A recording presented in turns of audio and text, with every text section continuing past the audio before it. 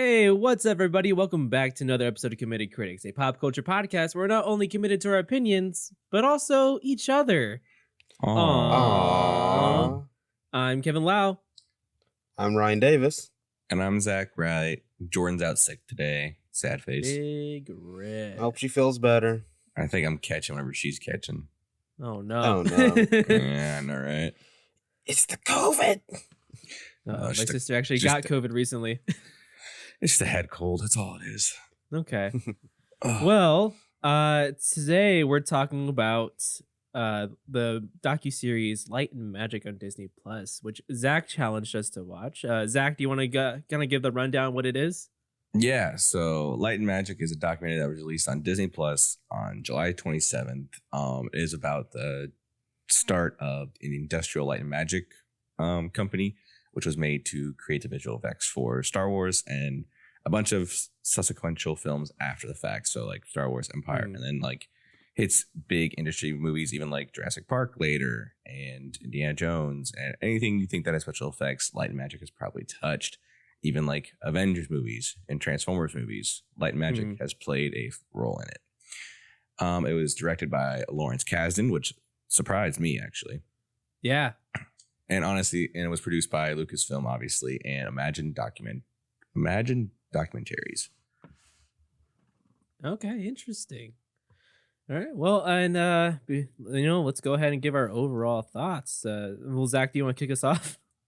Yeah, I'm right. So, spoilers, I'm in the middle between Kevin and Ryan on this one.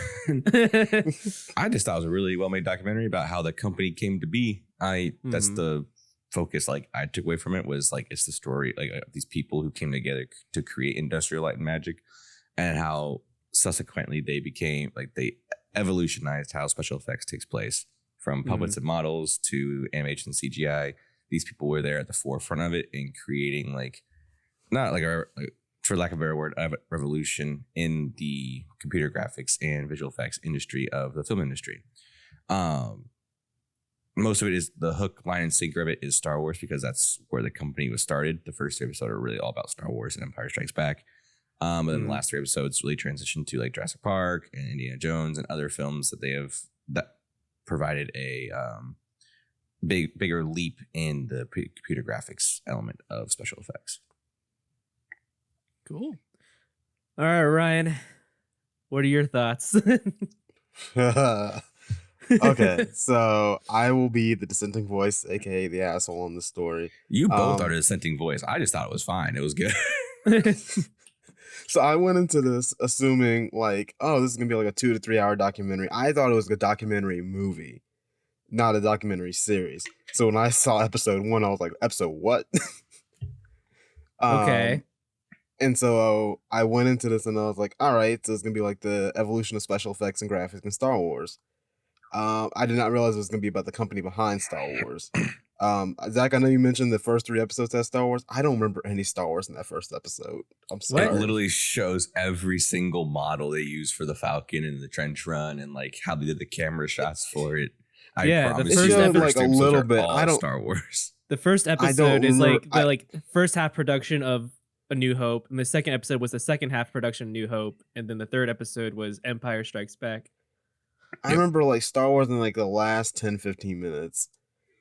Granted, first okay, also episode was, I had to do a lot of ahead. rewinding for this because I did fall asleep a couple times. I'm sorry. The first episode was literally just like, all right, we've been recruited by George Lucas. Oh shit, he has no idea what he's doing. We got to figure this out for him. And then they figured out for him in episode 2. And that was a little movie called Star Wars. Okay. Yeah, whew. Yeah, I'm sorry. I tried my best with this one. I did watch it multiple times because I had to rewind a couple times. But I did not get hooked until the last like 30 to 45 minutes of the 6th episode. When they talk about Phantom Menace. Well, it was like they started doing First 6 digital. Like, I got hooked with Jurassic Park. Okay. Like I was like, oh, I'm curious about like how they made like the dinosaurs and everything move, especially like seeing the back and forth between, stop motion and digital. Yeah. And then obviously they got to the prequels and then to like the modern age of Star Wars, and I was like, ooh, this is all I know. Like this is everything I knew. and I've always wanted to see like how this all came about. And was just like, all right, that was cool. Well, So I am glad the people behind the scenes of Star Wars got some love. yeah. I mean, like the only like thing I would say like about why like the ending feels kind of like suddenly it's a montage instead of like detailed overview of everything is because those movies and shows already have their making of documentaries. Yeah. So Well, I have a feeling this feels like it's gonna be a season 2, which is weird for a documentary. Yeah. thought I had a feeling. I don't know. Well, hold on. Let me give my overall 'Cause thoughts real quick. Go for it. Yeah. So I did enjoy it, but I did feel like it was a little unfocused. For like about a quarter of the time, and kind of skimmed a lot of topics in history I wanted to know more about. Mhm. But like it seemed like really the documentary was really trying to focus on talking about Star Wars whenever opportunity it had, even when it wasn't like technically about industrial light and magic. Like there were talks about like the story elements of Star Wars and the how like the audio for Chewbacca. I'm like, I mean, like this isn't really like on topic, like and they don't really have a payoff either. So I wasn't sure why those topics were introduced in the first place. Mhm. But however, like it's the docuseries still does a fantastic job of showcasing how much of a cornerstone George Lucas and his team, and in turn Star Wars are in the film and tech history. Like we would not have Apple the way it is without them. Pixar would not have happened without them. There's just I mean like just so many movies that would have been so different and just also like just the technological advances in general. Like I don't think there would like there are some things that come out where like okay eventually someone would have figured that out and done it. With this I don't feel like there would have been an eventual like oh someone would have figured out and done this in the same Right. way.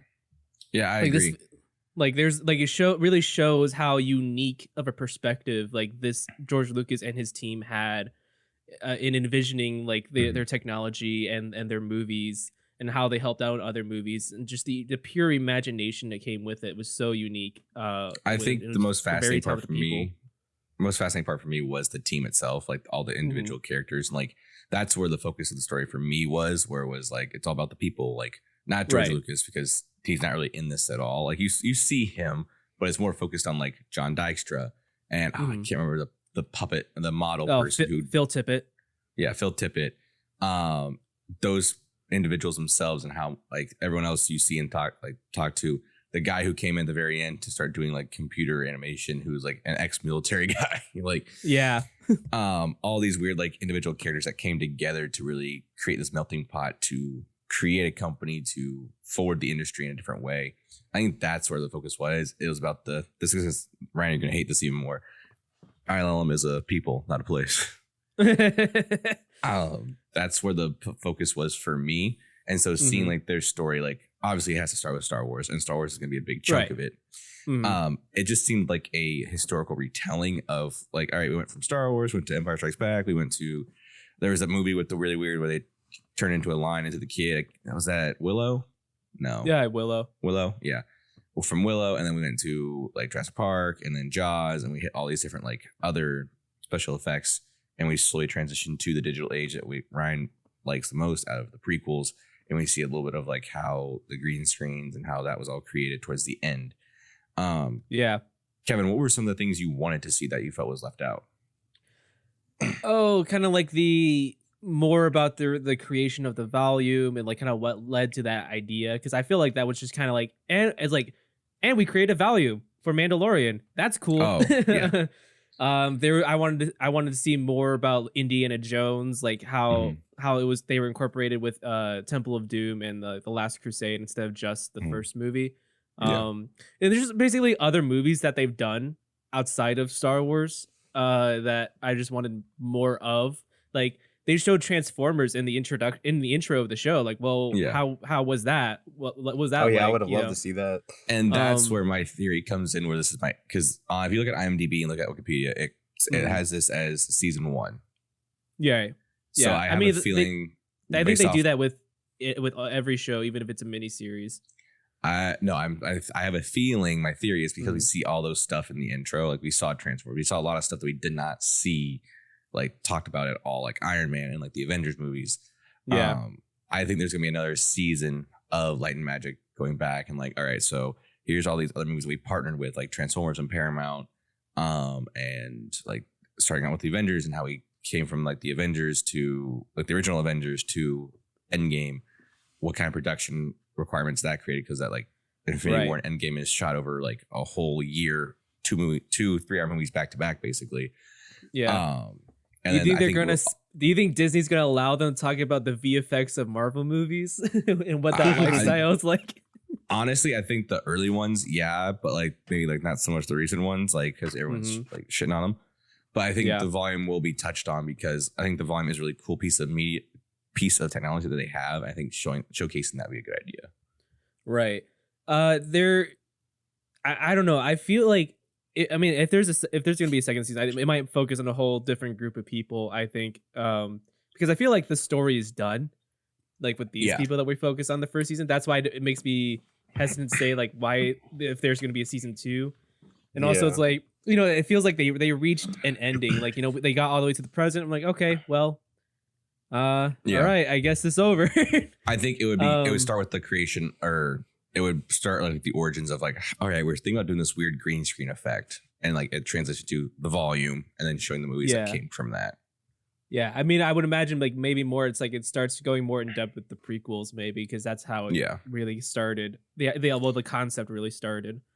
Ryan, what was one thing you thought was missing? Oh, thought was interesting. Oh, no, missing. Well, missing. Yes. I don't know. Like, I feel like if we spent so little on digital age, like episode 4, I felt like was a very much.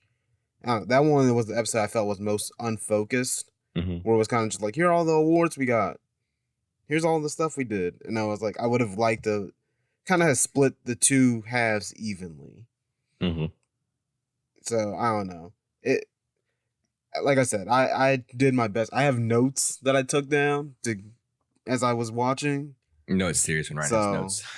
Oh no. I took a whole thing. Well, part of it was because I was like nodding in and out. So I was like, I need to stay awake. I need to focus on this. So I definitely took notes. I don't know. It just felt like it was a little bit. If it was going to be a series, I would have liked to see them, I don't know, split it up a little bit more so that it's more easier to digest. Because an hour long was really killing me at times. Honestly, I didn't think the runtime was that bad. And I hate hour-long runtimes. I didn't think it was that bad. It was just more like kind of some of the topics. I was kind of like a little like in and out of. So I kind of, you know, just played Marvel Snap on my laptop while I was watching. I was still paying attention. Zach, you also have to remember, I've barely watched 45-minute shows like in the past year. I do too. It took me like Cobra Kai turned into like 45-minute show episodes this season. I was like, oh God, why am I here? Was it not before? No, they were like it was 25 like 30 minutes. and they have slowly gotten longer as the seasons have gone on. Oh, it's gotten bigger in scale. Well, on that note, we're going to take a quick break, and when we come back, we're going to talk about one thing we liked and didn't like about Light and Magic, and we'll see you in a bit. Bye.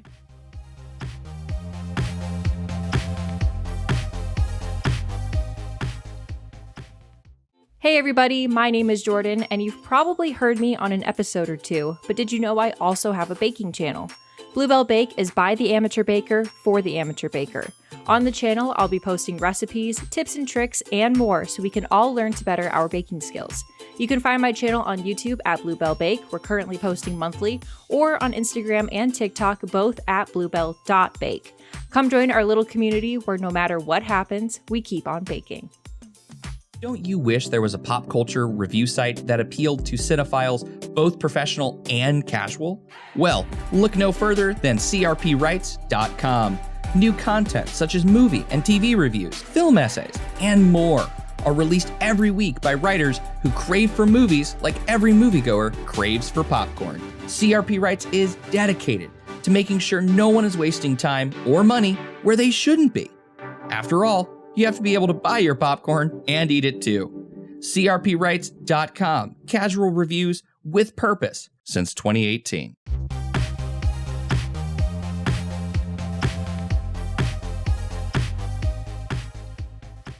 And welcome back to Committee Critics as we continue to talk about light and magic and one thing we liked.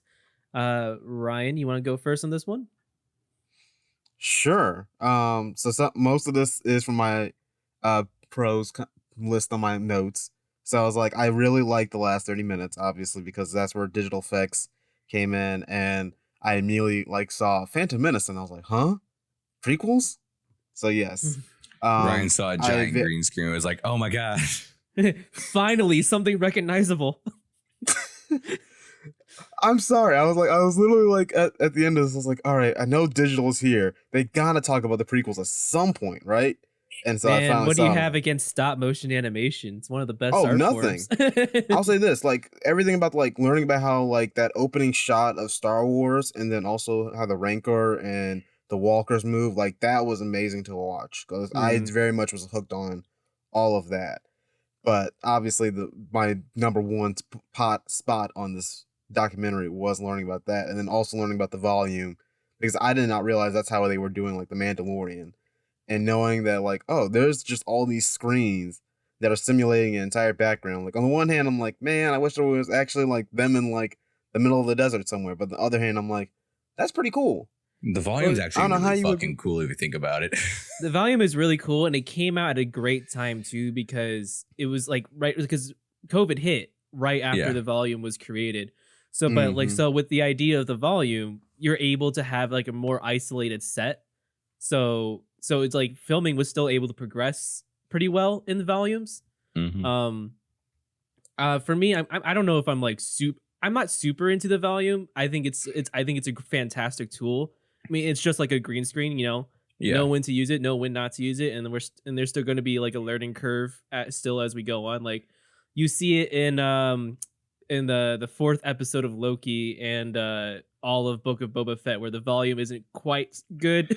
It doesn't work well with camera movements. Yeah, and then Nope. but Kenobi looks great with the volume. Yeah, I agree. But yeah, one thing I liked about it is the focus on Phil Tippett, in his imagination and his efforts. I think it would have been really cool if they were somehow able to incorporate the feature film that Phil directed called Mad God that also came out this year. However, I don't think they could have shown any clips that's suitable for Disney Plus, because it's a pretty messed up movie, but it's very amazing stop motion animation. I also really love Spielberg's inclusion, and I was very surprised to see Barry Jenkins show up a couple times in the docuseries. I honestly was surprised I saw George Lucas show up, to be honest with you. Because after he sold Star Wars, I thought he was be like, nah, I'm done. Nah, he he's- still shows up to set Yeah. once in a while. Yeah, I figured George Lucas would show up. I was surprised about Spielberg too. I was like, oh, that's Steven Spielberg. There was also And then- Spielberg and James Cameron was there Also, too. J.J. Abrams. J.J. Yeah. Abrams comes out of nowhere. Of course, And J.J. Jon Abrams is going to Favreau. show up. Yeah, Jon Favreau's huge. He helped make the volume. Yeah. I did not realize that. Well, I didn't know that that until I watched it. So I was like, oh snap, Jon Favreau's here. Jon Favreau's Oh, shit. actually fucking dope. He knows Oh, what he's yeah. doing. Well, then I also saw young Jon Favreau. I was like, oh my god. And Joe Johnston, the guy that directed Captain America 1, Yeah. I didn't realize he was a It- part of ILM as it started out. That's kind of crazy to think about.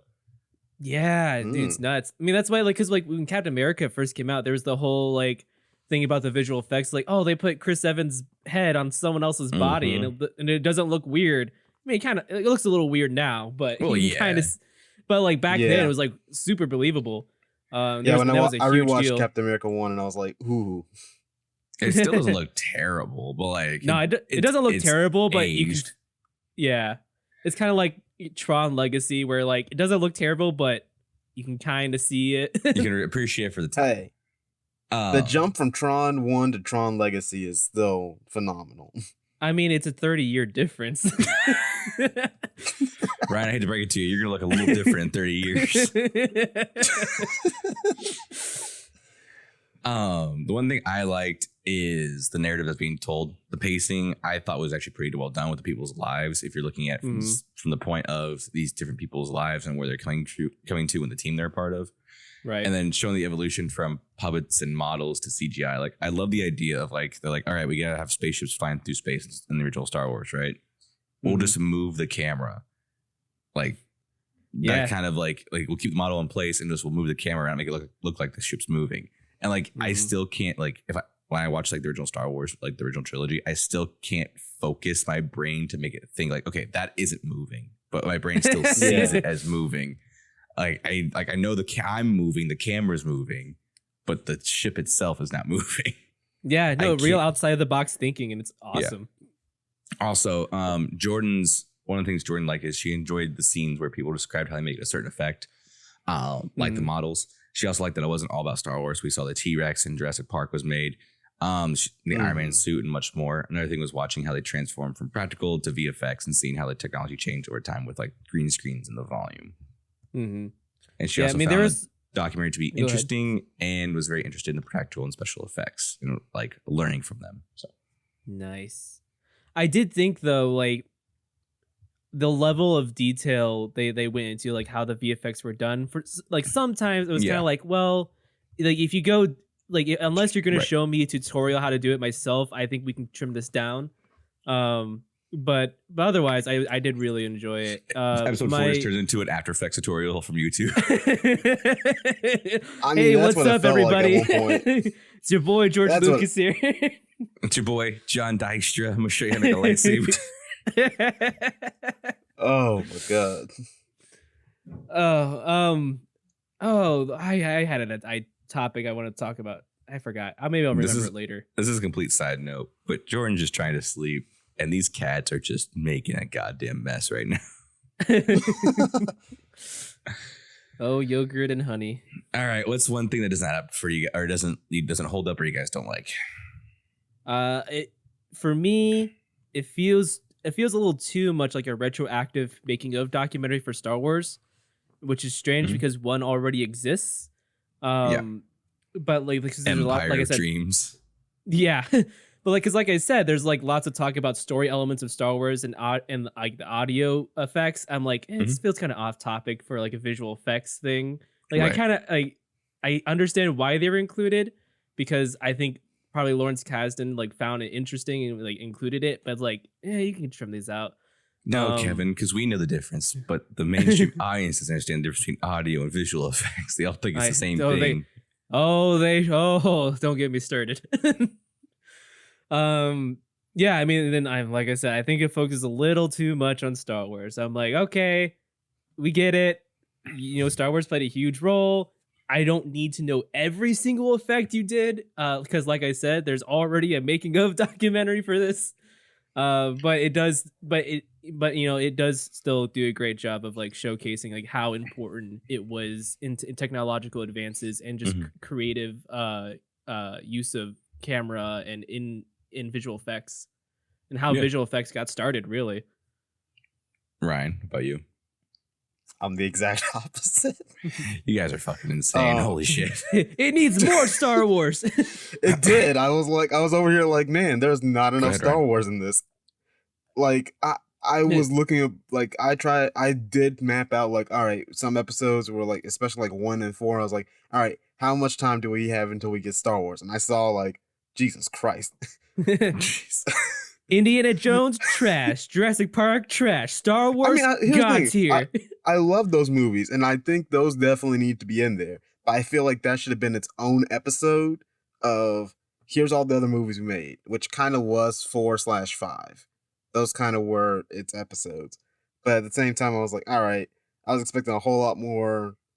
I don't know, Star Wars. I was expecting it not to focus on the people as much, and I think that's what I think part of my not dislike, but just like uncomfortableness was just like I went into this expecting one completely different thing, and I was very surprised, and I was like, who are all these people? I was like, why do I need to know they had a slip and slide outside the Who are you office? people? Like that was the biggest point that came away from episode 1. I was like, they had a slip and slide, and I was like, Yeah, all right. man. Ryan said, you know what? Fuck these guys. I just want more Star Wars. That's exactly. The only person I remember like out of all of them was what was it, Tippin? Phil And Tippett. Phil Tippett, Dijkstra? And Dykstra. Yeah, and those are like the only names I could keep up with. And then there was the woman. I was like, you're the woman who was in the office. I'm sorry, that Wow. sounds very terrible. Wow. I know I'm a horrible person for. I could not keep up with anyone's names. I could not keep up with what role they were did you doing. think? What do you think your job was? Secretary? I did not know who was doing Oh my what at God. any point. No, I legitimately was like, everyone's doing everything. That's when I got to it at a point. I was like, everyone's doing everything. Star Wars existed. I don't know. Like, I don't know. It just lost me at points because I was like very much like, hey, what's going on? Part of me is wondering if there was like a battle between Lawrence Kasdan and Disney, where Disney I definitely wanted think more. so. I think Disney wanted like more Star Wars stuff, and Lawrence Kasdan wanted more like broad stuff. Because like Light and Magic is being advertised as essentially a Star Wars documentary. Yeah. Which Yeah, feels and which feels like antithetical to what the documentary is actually trying to be. And I think that's what my problem was, is that I went into this thinking it was a Star Wars documentary because like you see the poster, you see the description. I'm like, all right, this is about like the evolution of like Star Wars and like the Mhm. people behind it. Like this is how they like evolved the graphics. This is how they evolved it into what we have now. Mhm. And then I was very surprised to see like, nah, this is like how where the studio was and where it moved, the people who like came in and came out, all that stuff. And I was like, Yeah. huh? And I think they also had to license using clips of other movies that were not Disney property to include them in the documentary, because there's no title saying courtesy of so and so. So like I think they actually had to pay for those clips. Unless they just, which I would've- unless ILM was like, hey, we made this for you, so we're just gonna use it. Yeah, I don't know if they I don't know how their contracts worked back in the day for those movies. Because the VFX work that I did, technically we're not allowed to show the before and after of stuff Mhm. without literally buying the license of those clips from the production company. Right. So like I could show like the finished product of the stuff I worked on, but I cannot show before and after show like what I did Mhm. without prior approval. And getting that approval is a hassle for someone on my Right. level. So I'm thinking like it's kind of like a similar situation with Light and Magic, where like they essentially like they were outsourced to do these visual effects, so like technically the footage is not theirs. Right. I guess the only thing I didn't like, I wish it was more focused on the industry as a whole. And which is silly to say considering it's about ILM specifically. So like, who cares about other like competing industries? You know, They are the industry. they are the industry, and honestly, they kind of became the industry for special effects. Every movie is Skywalker Ranch, and ILM is in there. So, Yeah. what was I going to say? I just wish they would. Oh, I would wish they would have harkened back to even older techniques that predate ILM, just to show like where they like as a as a baseline to show where they started at with what they learned. You know. Yeah. And then Jordan also would have liked to see even more content about how they created certain things, not just iconic ones. So a little more variety in what was shown. Yes, I agree with Jordan. Yeah, I do wish they did show more, like you were saying, the predate stuff that predates Light and Magic, like how movies were made beforehand, essentially, like, you know, Jason and Right. the Argonauts and King Kong and stuff like that. Like what techniques were they using and how inefficient they were compared to what Mhm. they need to do. But which also like yeah, now I remember the topic I want to talk about, which is how George Lucas said like it's like I wanted to get people off this who like just pull them off the street instead of like going through like the industry, because if this a random person on the street who like does this as a hobby is going to get stuff done Mhm. more than someone who's in the industry, which is pretty true from my perspective as Yeah. an independent filmmaker. Like and with like Phil Tippett, especially like talking about like the movies they made at home when they were like kids, doing Yeah. all the stuff they were doing. I'm like, yeah, like these people are self-taught, but like they're extremely motivated, and like they have real outside the box thinking, and they have a real imagination going on that is exactly what you want. Like it's that drive and that intelligence, It's a little bit inspiring, and also you know, that kindness. Yeah. It's a little bit inspiring, you know, to see like, oh yeah, like, hey, I think I have that drive too, and look what they did. Mhm. Like, you know, Oh yeah, no, it's definitely I will say like this documentary does a really good job of like being inspiring other potential filmmakers and or visual effects artists to really like just keep going and do your thing. All right. But yeah, moving on to our final thoughts of Light and Magic. My final thought is, could have been more effective with about 25% trimmed out, but still a good watch. Ryan. What about you, Ryan? I do apologize if I was harsh at all. I was like, I love learning about the behind the scenes of Star Wars, and honestly, I think like we need to know about the people who are behind it. I just was not I was not prepared for this at all. So I think that's just part of my whole if you're a film major or someone who's really interested in film, like you said, this is a good movie for someone who wants to be inspired to become a filmmaker. And wants to like get into like this industry, like seeing how it evolved from one of the companies that kind of like changed the game. But if you're an average moviegoer or me, who's like, I'm more interested in the acting and the writing, then yeah, I'd say still watch it, but you're definitely going to probably only hit 2, 3, and 4, 6. Like, we those are lost probably him. going to be your main focus. Okay, he's Nice. back. Cool. So Zach, before you say your final thoughts, I did have a question. Mhm. Do you guys think this works better as a spread out watch or a binge watch? Spread out watch. Yeah, definitely spread yeah. out. For me as well, because I watched 2 episodes a night. Oh, I'd only Over watch the- one a night. Yeah, and it was like it was Yeah. a bit much. So, but yeah, I definitely agree. I think this is a spread out watch for anyone who's listening and hasn't seen it yet. This honestly, this might sound controversial. This is the best case where it's like if this were to release weekly, I would have watched weekly. You know, Mm-hmm. like I would have Did it- enjoyed. Did That's it fair. release weekly or was it No, all at once? it was all at once. Huh, They dropped it interesting. all at once, which I mean, like, is fine. But like, I think this would have been the best case of like, all right, it's gonna come out weekly. Like, I would have been like, all right, cool, because it's the perfect amount of information in like one sitting. Like, all right, cool. Next week I can watch this one. Whereas Disney was probably like, oh, it's a documentary. No one's gonna watch this. basically, yeah, like, oh, let's drop it all at once. Yeah. Like, who cares? There's no thought process. There's no MCUification of this. They didn't expect a podcast to talk about this. Yep. Jordan's final thoughts. If you like learning about practical and visual effects and learning how certain things were made in movies, this docuseries is for you. And I echo that. Honestly, it's one of the better documentaries I've seen. It's easy to sit down and digest like nightly. If there's something you're even remotely interested in, definitely watch it. Cool. All right. Well, Oh, on wait, that note, I have one last thing to say. go for it. Spoiler alert and warning: George Bush makes a cameo in this entire series. Oh no. Where? when they did the award achievement in technology, right? Oh, Yeah, that was part of the- my con list. George Bush the just shows award. up. He and I gives was a like, what? presidential award to him. Jesus.